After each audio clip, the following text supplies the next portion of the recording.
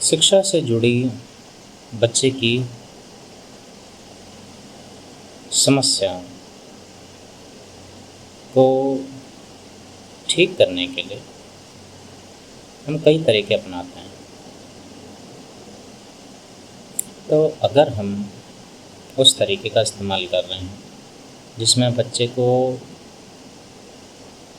कोई तकलीफ़ ना दी जाए, मानसिक तकलीफ़ भी ना दी जाए, और ऐसे तरीक़ों का इस्तेमाल किया जाए जिससे कि उसकी शैक्षिक समस्याएं ठीक हो सकें, तो ऐसे में ऐसा करते वक्त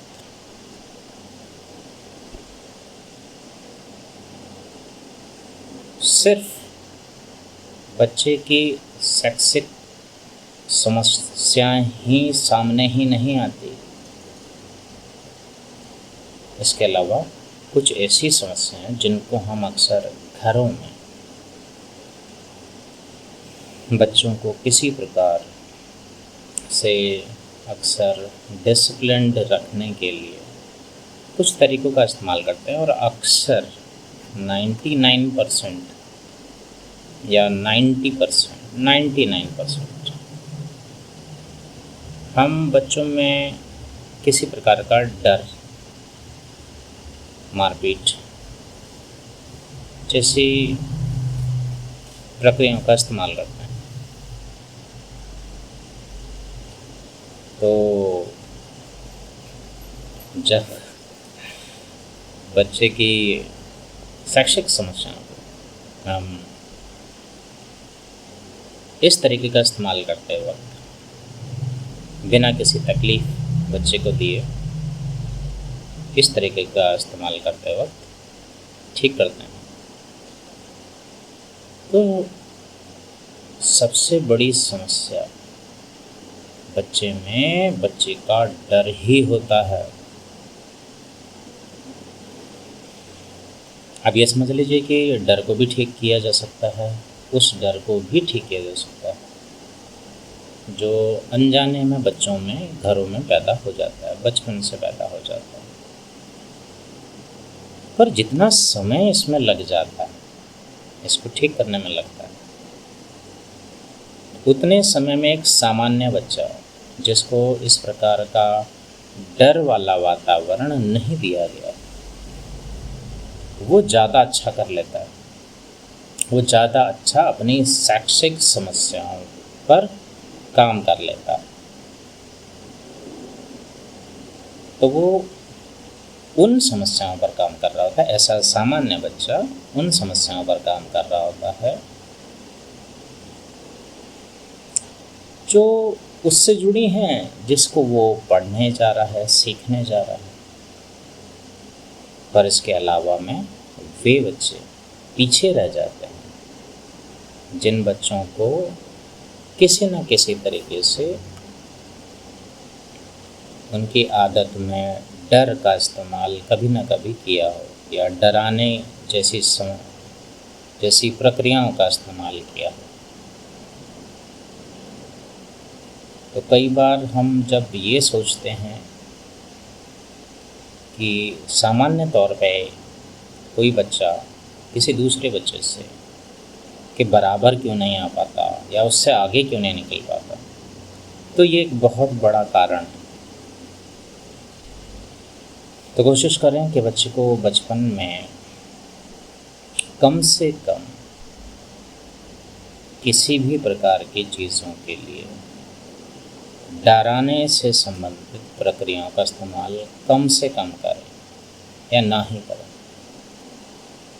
कई और तरीके भी हैं, सोचकर उनको पाया जा सकता है, और ख़ास तौर पे तो शैक्षिक समस्याओं के लिए या शैक्षिक क्रियाओं के लिए, कि जैसे सामान्य तौर पर बच्चों को बचपन में अक्सर पढ़ने बैठाने के लिए जो हम उन बच्चों को डराते हैं, इस प्रकार का उनमें कुछ करते हैं, ऐसी प्रक्रियाएं करते हैं, ये नहीं होनी चाहिए। ख़ासतौर पर तब जब आप बच्चों के बड़े होने पर, जब वह कक्षा तीसरी, चौथी, पाँचवीं, छठी, सातवीं, इवन कोई भी कक्षा 12वीं तक भी उनकी शैक्षिक समस्या, उस वक्त की शैक्षिक समस्याओं को ठीक करने के लिए आप बिना तकलीफ दिए, बिना किसी मानसिक तकलीफ दिए, बिना किसी अन्य कोई तकलीफ दिए उनकी समस्याओं को, उनके शैक्षिक समस्याओं को ठीक करने का प्रयास करते हैं।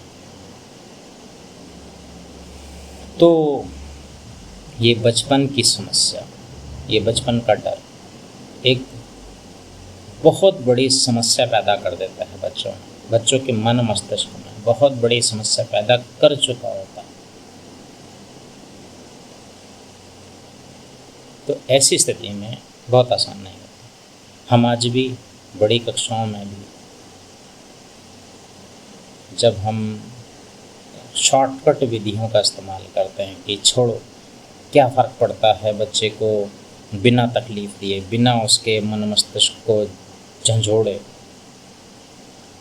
आज भी हम यही सब करते हैं।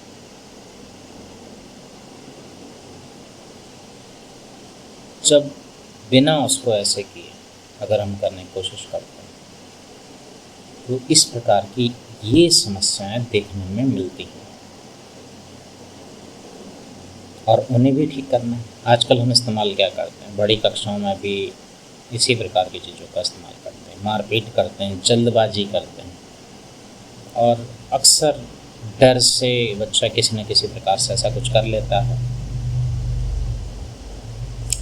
इमोशनल वे में भी बच्चे को जब हम किसी प्रकार से प्रेरित करने की कोशिश करते हैं कि वो पढ़े बड़ी क्लासों में, तो ये भी एक प्रकार से उसके इमोशन के साथ खेलना है, उसका ये एक किस्म का दबाव है।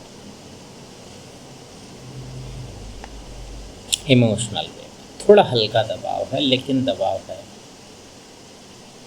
अब दूसरे दबाव जो अक्सर कक्षाओं में चलते हैं, जिसमें अक्सर बच्चे की सबसे खतरनाक है, जैसे अक्सर कई टीचर्स,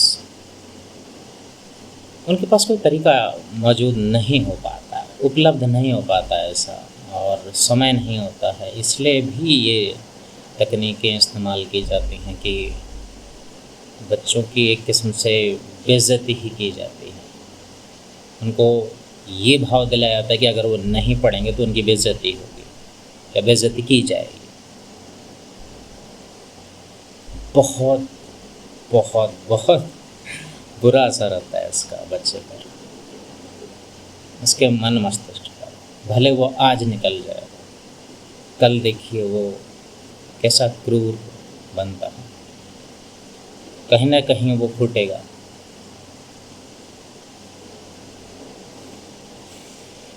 हम अपने काम को आसान करने के लिए ऐसा कर देते हैं, बट ये समाज खराब कर देता है। पर समाज तक पहुंचना ये तो बहुत बड़ा टॉपिक हो गया। अभी बहुत छोटी चीज़ें हैं जहाँ पर ये ध्यान देना चाहिए।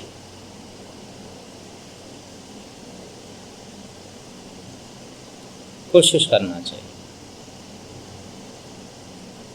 और आज भी है। और बेचारे बच्चे, बहुत अधिक मात्रा में बच्चे इस कष्ट को ढो रहे हैं, और सही बताएं तो अधिकतर बड़ों के पास इससे संबंधित कोई हल भी मौजूद नहीं। बेहद बारीक मानसिक गतिविधियाँ जो बच्चे के दिमाग में चलती हैं। कक्षा 12वीं में बैठा हुआ बच्चे के साथ, कक्षा 11वीं में बैठा बच्चे के साथ भी ऐसा होता है, पर अक्सर नहीं कह पाते ना, और क्यों कहें।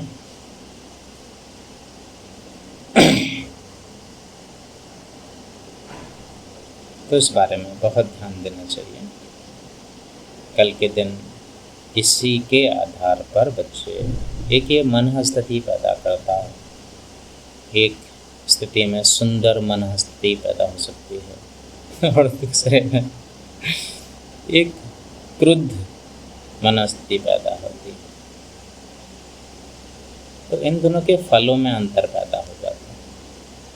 तो वो कुछ करने के बावजूद भी बड़ी अपने आप में खुशी महसूस नहीं कर पाते, खुशी के अच्छी तरीके उसमें उत्पन्न नहीं हो पाते, सोच ही नहीं पाता।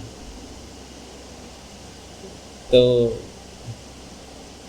अच्छे कल के लिए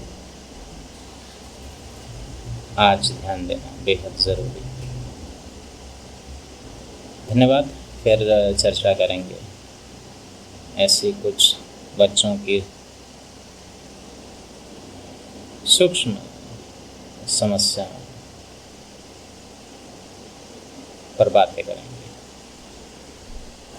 धन्यवाद।